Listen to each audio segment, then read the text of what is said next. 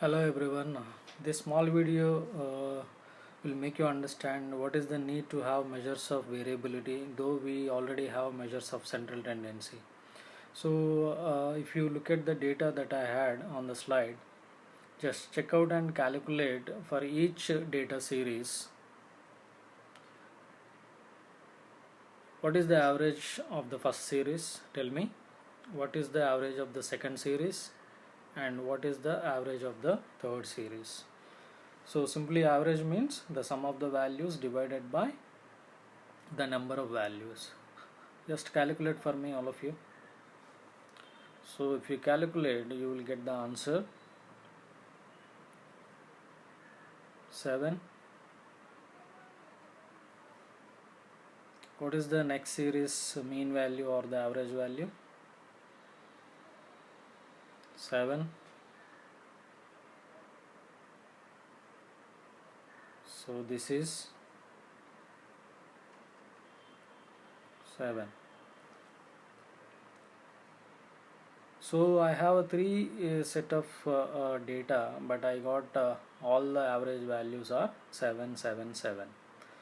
So can I say simply that since the average is same, all the data series are same?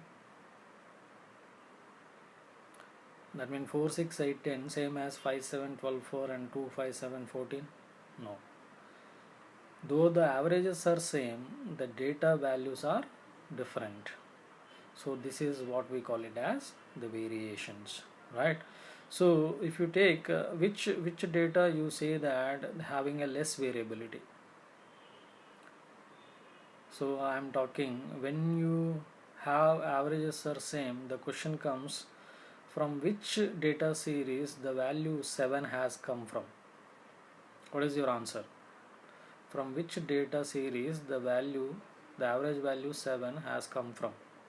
So the answer is you cannot say exactly which one, right? So you say all the three series have average 7.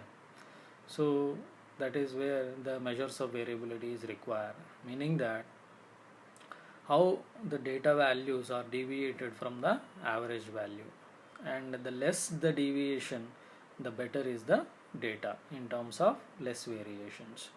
So if you look at which data do you think have less variation without any calculation, just tell me. 4, 6, 8, 10 or 5, 7, 12, 4 or 2, 5, 7, 14. If you observe the very first data, the max value is 10, minimum value is 4. Whereas in the third and second data, the max is 7, second data max is 12, min is 5. So the range is 7 there, right? First one is 6, second one is 7, and third one is, what is the range? Range is 14 minus 2, 12. That means higher variation by range itself, right? So why I am giving all these ideas, because one should know in addition to the measures of central tendency, furthermore to tell about the data we require the variations. So now take a practical example and understand it much better. Okay, so let's move to the next slide. Now understand that I have taken some data which is your class marks of business stat subject of your class. Let's say you're 70 students. Okay, so I got the marks of 70 students.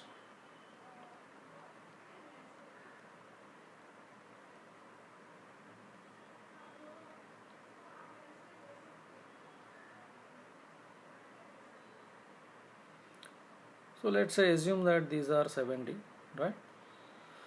So I have a mean score is somewhere here. Okay, so what is the use of this mean score to me? Let's say for analytics placement, the placement people come to me and asked me for the better prospects we require students who are good at statistics. Then they inquired about which class is better, whether IB students are good or AB students are good or ENE students are good. For that, they just asked us the information that what is the average score or average performance of each class in stats. So I had given your average performance as 70%, and AB is 60% and others are 65%. So we talked about your class only, so 70% I had given the information as that this class has a 70% in terms of securing the marks. 70 out of 100, 70 is the average score. But later this information is proved to be incorrect. How? Because I only supplied the average score, but I did not tell them in the same class there is a student which has as lowest marks are 20, and in the same class a student which has highest marks as 90. So there are many near to 20s of this particular range. Of course there are good students here also, right? So when finally they took the interview of this class, they understood that the class average 70 actually did not fare well. So what does that mean? So is that I had given the wrong information about your class?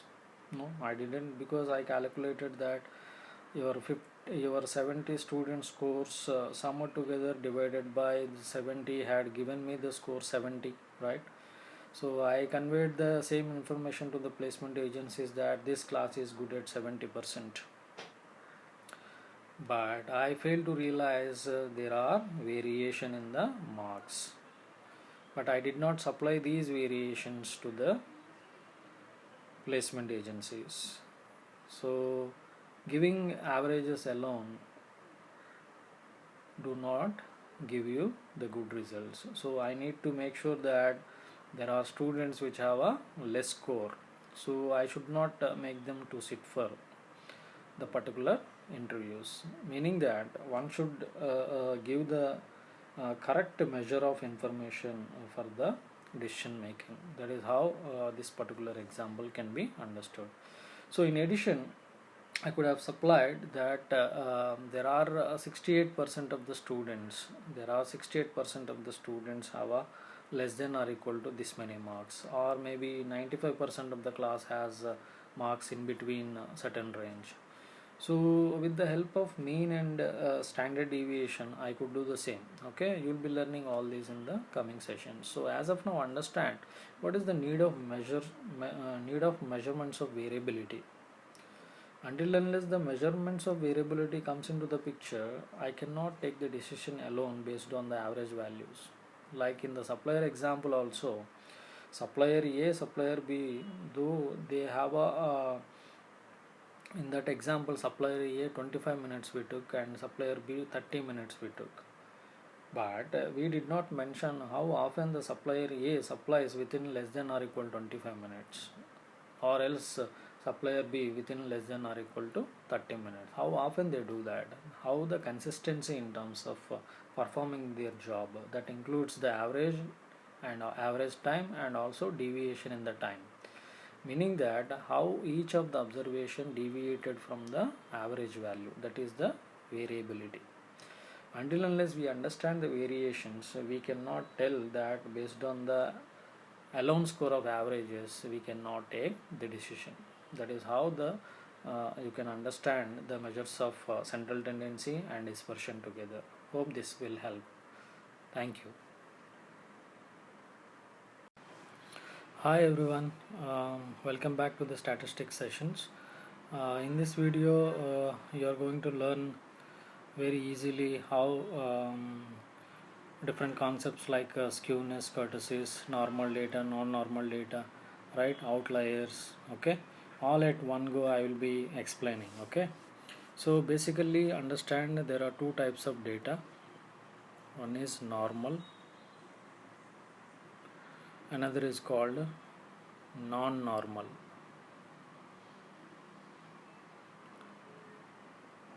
This non-normal is also called skewed. Okay, so how you identify normal data and non-normal data? Okay, normal data and the normal distribution. In fact, both are same things. Okay, so you'll be learning more about normal distribution in a separate chapter, but basically overall idea I'm going to give you today: normal data and non-normal data. So normal data, how we identify it is a normal data. Okay, so when you plot the data, the distribution of the curve looks like a normal curve. Okay, so it is not exactly looks like normal, but I try to draw it again for you guys. Okay,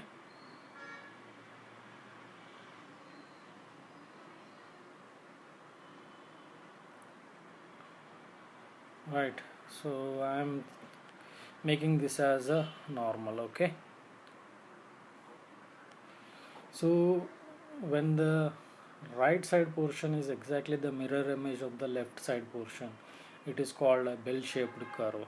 Okay, it is called bell shape. And here the normal data, the peak is at the mean value. That means the highest point here is the mean, where the mean is equivalent to median is equivalent to mode.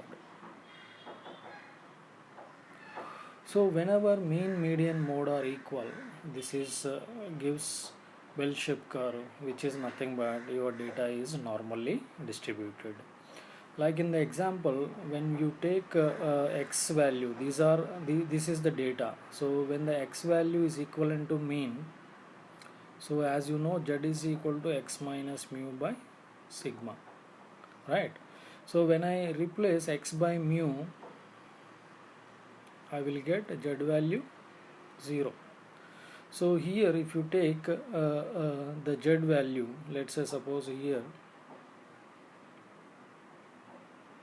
okay, so here the z value, if I say x equal to mu or z is equal to 0, like that there are different exactly the replica, right?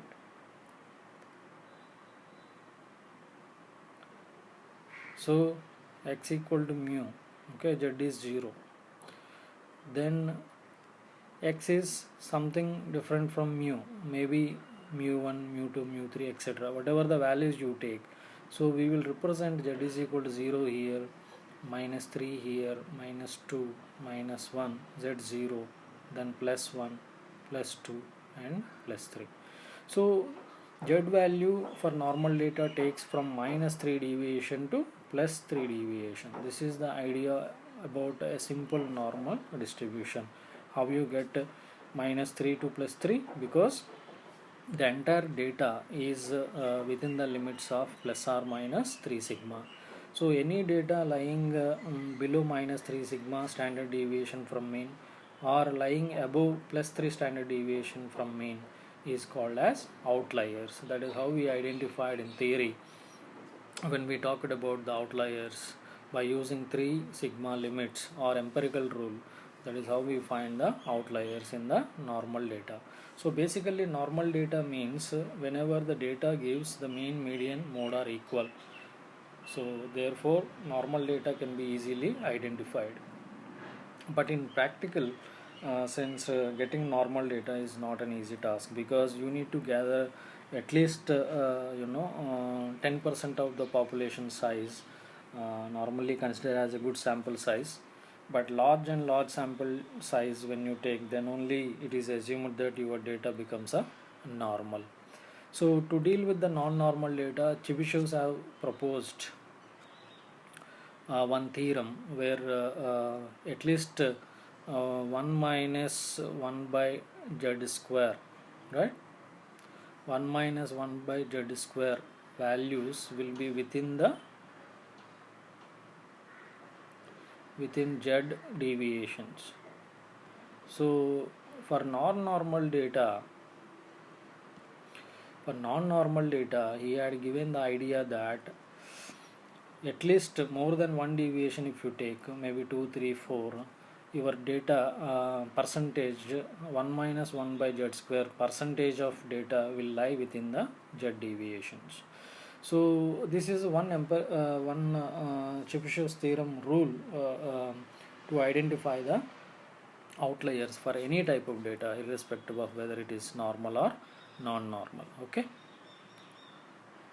So now we will discuss about non-normal data. Non-normal data means, as I already have quoted, non-normal data means skewed data, whether it is positively skewed or negatively skewed. Let's talk about positively skewed.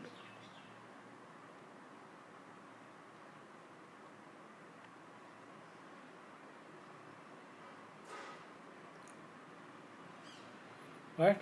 Positively skewed. How to identify positively skewed? Very simple. You have to start taking the tail from the right side and gradually increasing towards the left. So this is called positively skewed. How to identify positively skewed? Here this is the mean, right, median and mode. So for positively skewed data, mean is greater than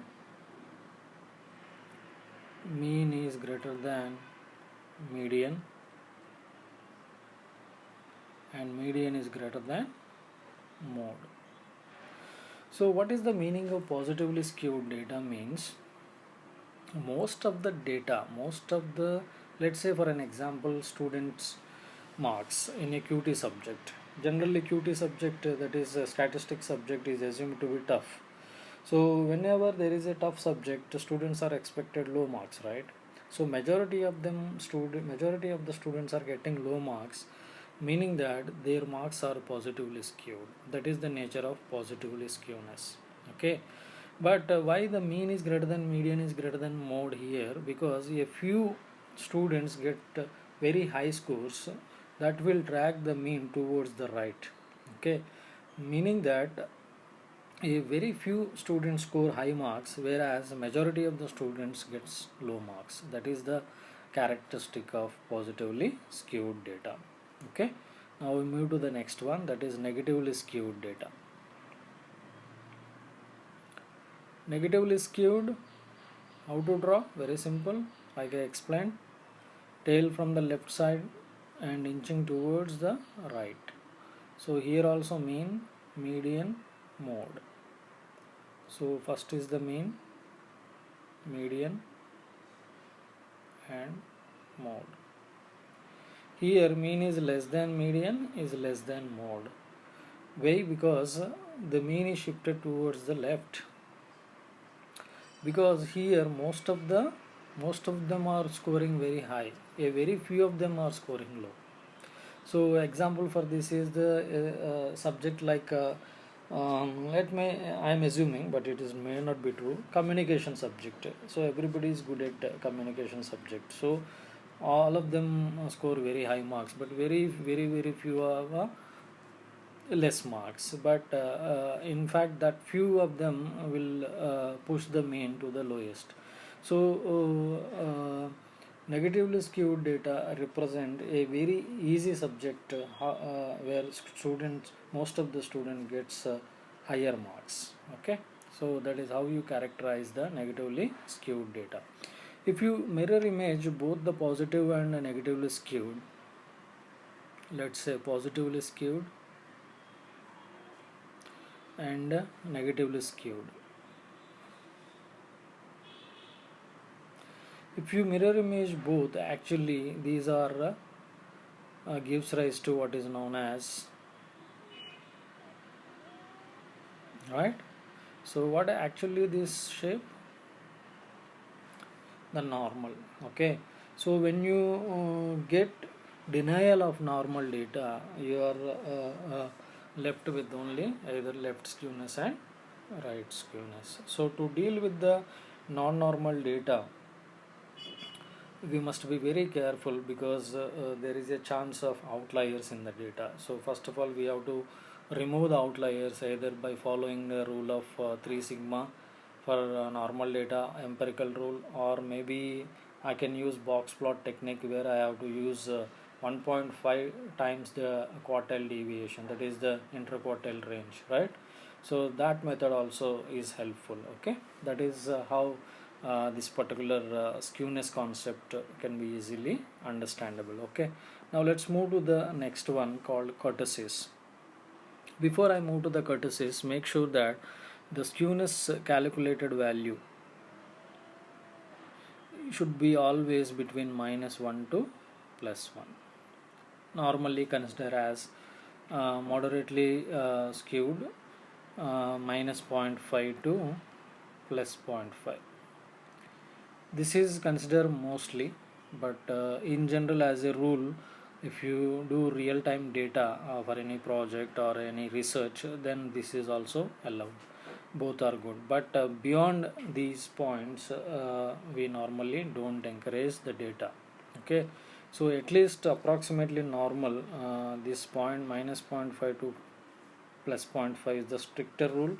A little relaxing rule may be -1 to +0.1. So you must make sure that the calculated value of skewness should always between -1 to +1.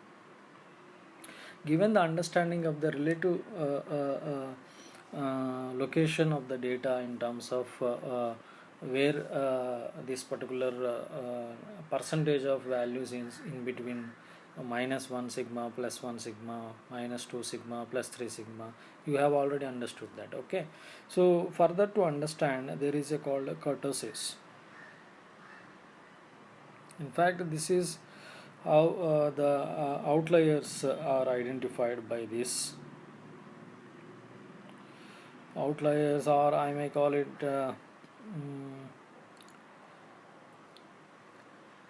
skewness gives you the shape of the curve, whereas kurtosis gives you the peakedness of the curve, peakedness or tail extremity, or peaked or flat,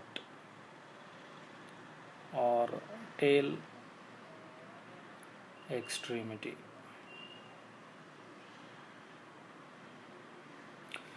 Right, so understand the kurtosis, very simple. So when I take a normal curve like this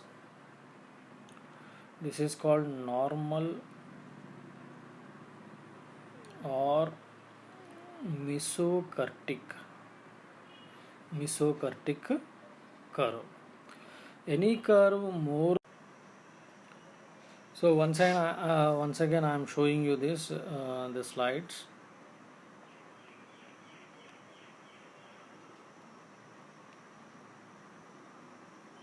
Skewness should be always lies between -1 to 1, whereas kurtosis, which is gives you the understanding about the outliers, whether the curve is peaked than or flatter than the normal curve. Okay, so I just draw that particular. When I draw the normal curve, it is called mesocurtic or normal curve. When I take a curve which is more peaked than the normal curve, it is called leftocurtic curve. Whereas if I draw a curve which is below normal, that is called plateau or below normal curve. So overall -1 to +1, again kurtosis values are recommended. Okay, so both the skewness and kurtosis gives you the shape and relative position of the curve, whether it is peaked than normal or below the normal curve. Okay, to identify the outliers. So with this idea, we will move to the next box plot, where in the box plot we have 5 values, right? So any box plot can be taken like this. See,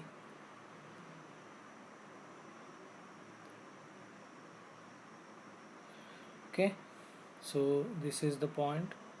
The arrow marks only for indication. Okay, just I am taking min, max.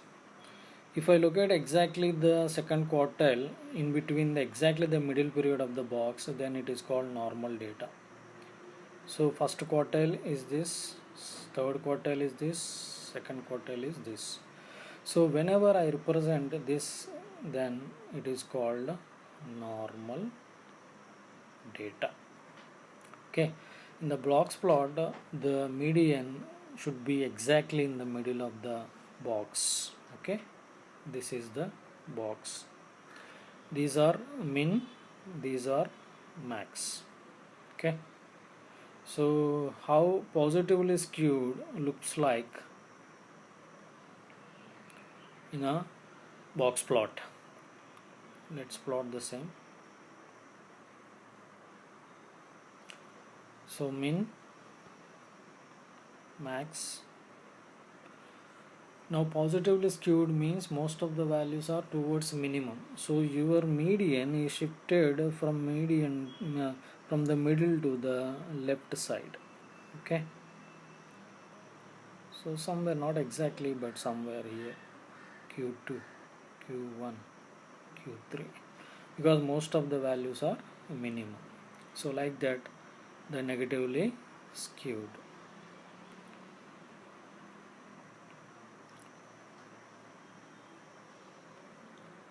So max, min, your Q2 is towards the positive side, because in negatively skewed most of the observations have a higher side, so your median is shifted towards the right side.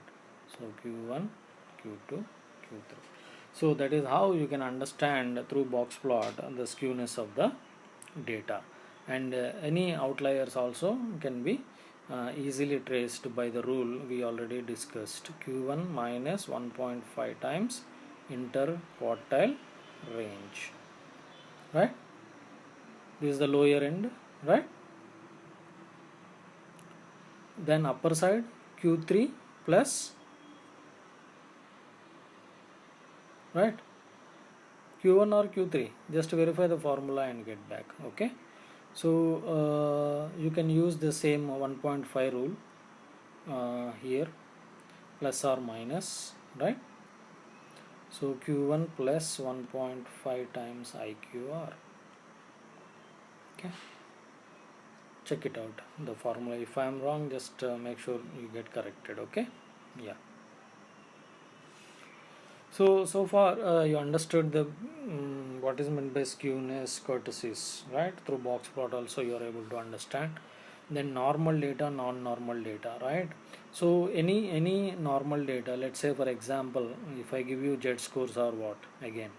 So I am taking for a simple understanding that I got a 10 students marks like this. Okay.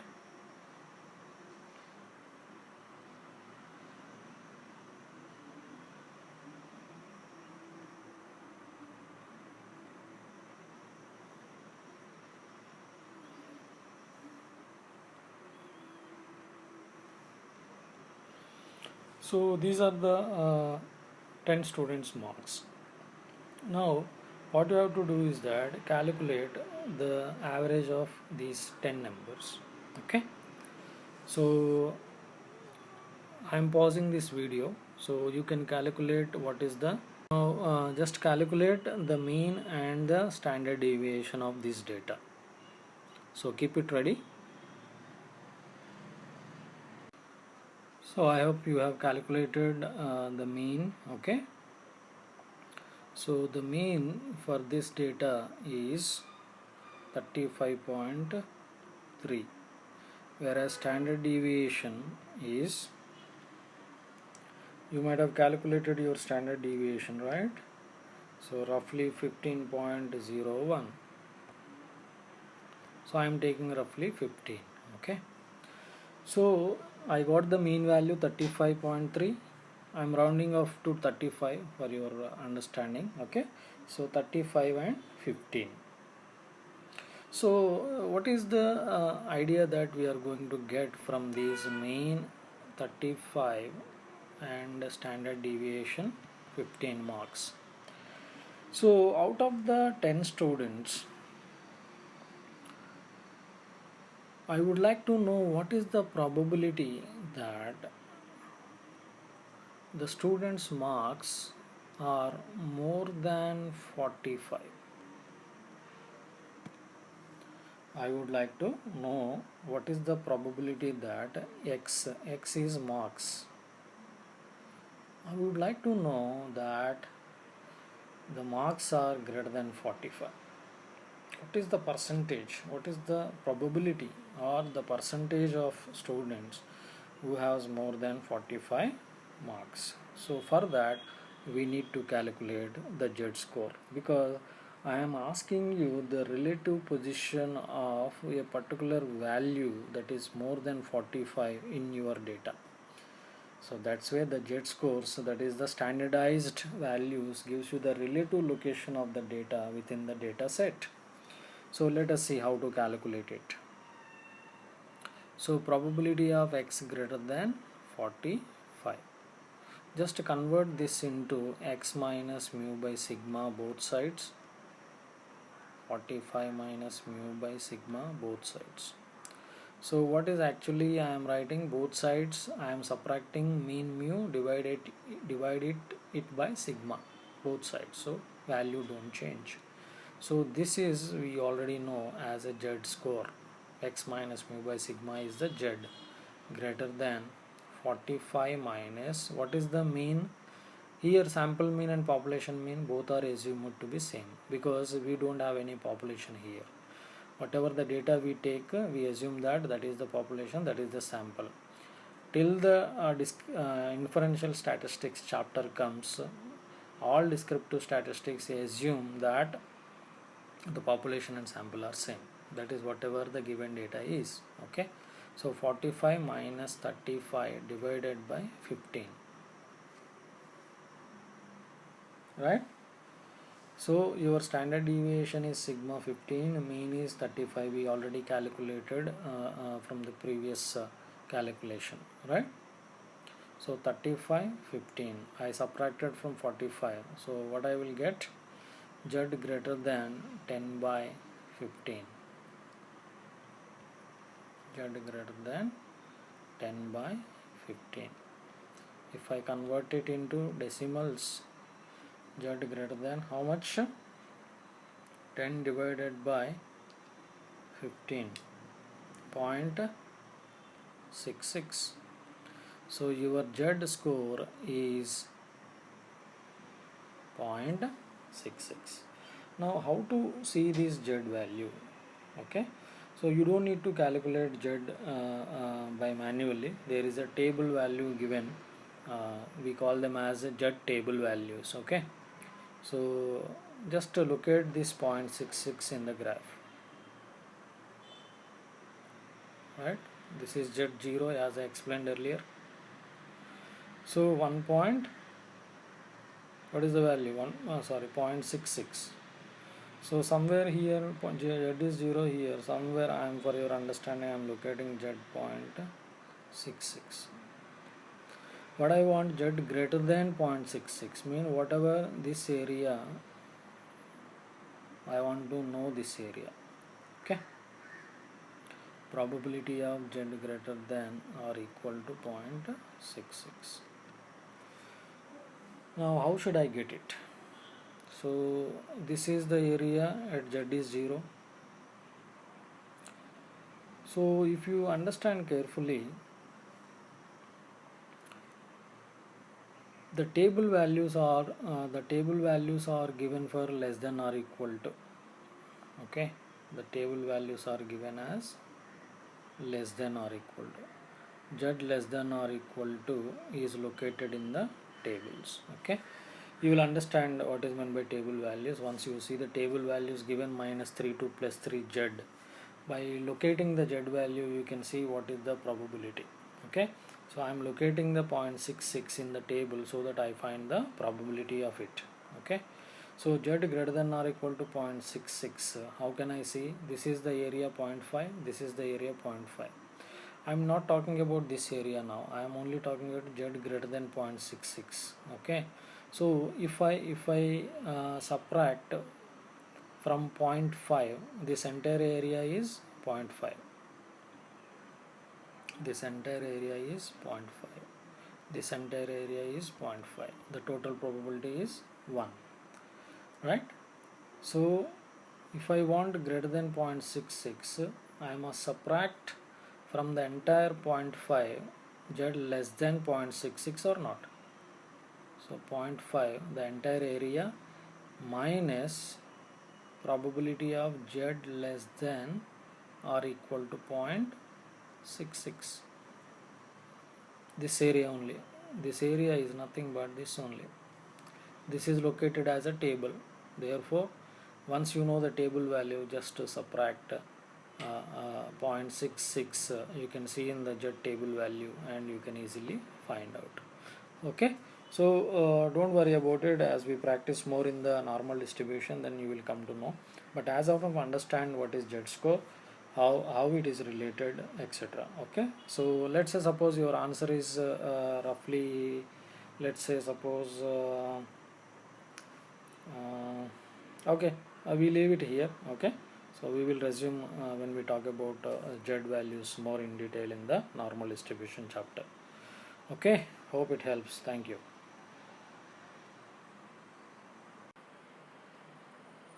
Hello everyone, welcome back to the session. The last session we have ended with finding how to find the z value through normal tables. So I'll be showing that clearly how to do that.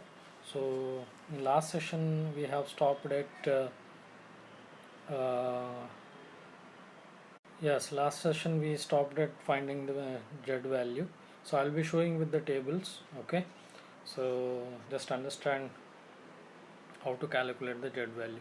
Since here we are calculating probability of z greater than or equal to 0.66, how it is to be calculated? Since it is greater than or equal to 0.66, this is the portion what we required, right? This is the portion what we required.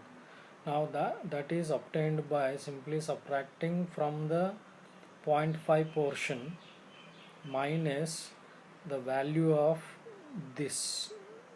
This is nothing but 0 to 0.66. So if I am able to find out that is what the table value is, right? So 0 to 0.66.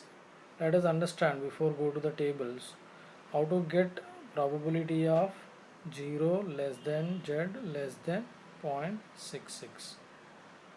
For any formula, this is how you get it. Very simple. This is also again a formula, z less than or equal to 0.66 minus probability of z less than 0. So why we need to write less than or equal to? Because this is the formula by which you have to calculate it. Okay, so mind you, less than or equal to is the only value that you found from the table, because these are called cumulative probabilities. That's why these are less than or equal to always. Okay, so make a point, less than or equal to is the tables. So always remember, tables are less than or equal to. So first of all, locate 0.66 and locate 0 and subtract. So let us see.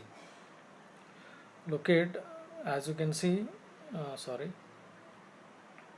as you can see, the tables are from minus 3.4 precisely.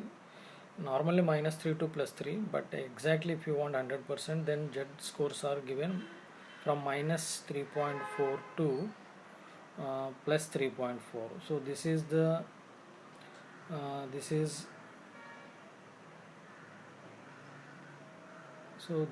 the right side. These are the positive side and negative side. So we want positive side 0.66. Look at 0.66 for me.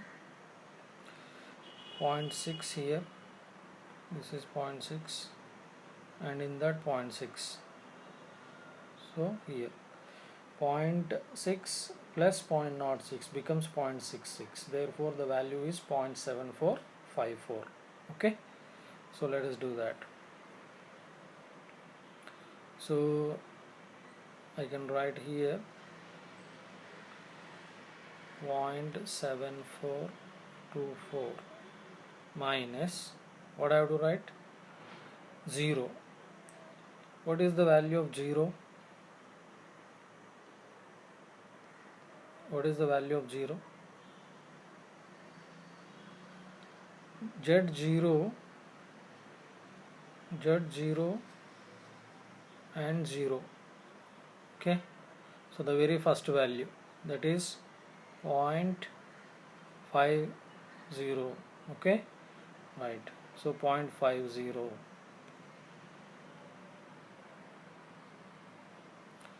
So 0.5. Therefore, what is your answer? Point. How much you will get? Do the maths. 0.742 minus 0.5. 0.242. So this is the table value that you have got. Therefore, your final answer will be probability of Z greater than 0.66 is equivalent to 0.5 minus whatever you got, 0.242. So how much you will get it? 0.258. Therefore 25.8%. So how to calculate this? So we are calculating how many marks. What is the probability that the marks are more than 25? So same procedure we are going to adapt. X minus mu by sigma both sides.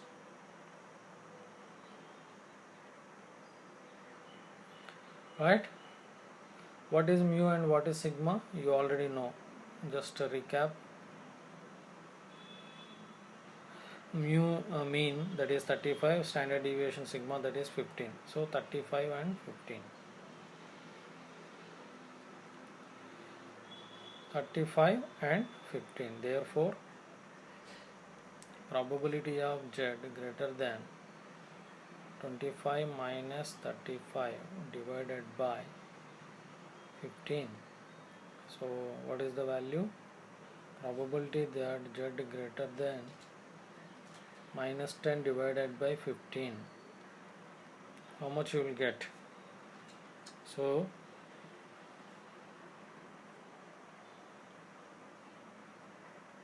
probability that Z greater than minus 0.66. So this is how you have to calculate probability of Z value more than 0.66. Now understand how it is to be calculated. Right? This is Z0. So I want greater than minus 0.66. So somewhere minus 0.66 is here. Now I want what? Minus 0.66 and more of it, right? Greater than minus 0.66. So how can I calculate? So what portion I want? I want this entire portion, right?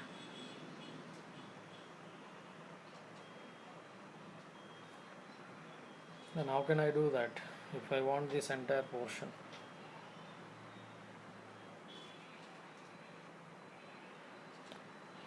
So from the entire one, if I subtract this portion,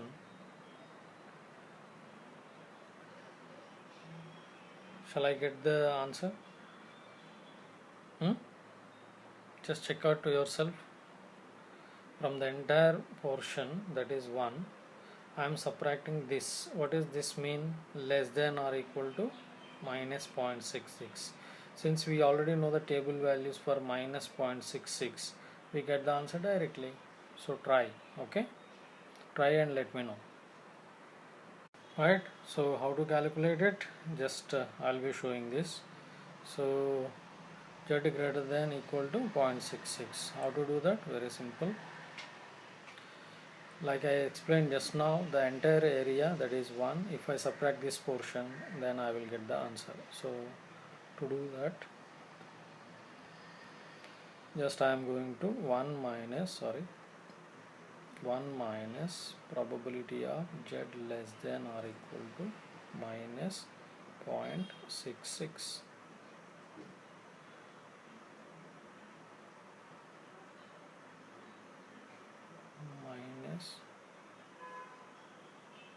minus 0.66, right? So this is how we need to calculate now. Okay, so 1 minus the entire area, this is the entire area 1 minus this particular area, this is nothing but minus 0.66. okay, therefore now go to the table. 1 minus probability of z less than or equal to minus 0.66. So this is the table value directly. This is the table value. So let us see the table value. Minus 0.6 and 6. So negative side we have to see. Therefore minus 0.6 में 6. So this is minus 0.6 and 6. So I am going to see here minus 0.6 and 6, 0.2546, 0.2546,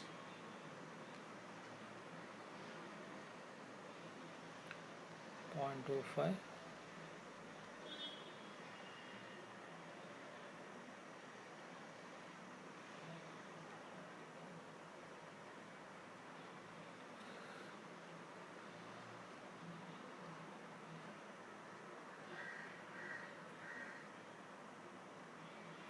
Therefore 1 minus 0.2456. Therefore, sorry, 2546, right? 2546. Your answer is 0.7454. So roughly 74 percentage.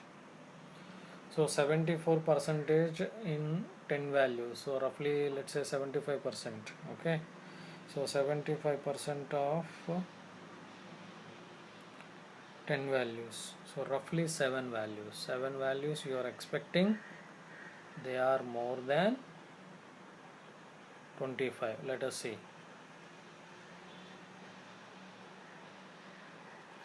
Look at values which are more than 25. 1, 2, 3, 4, 5 and 6.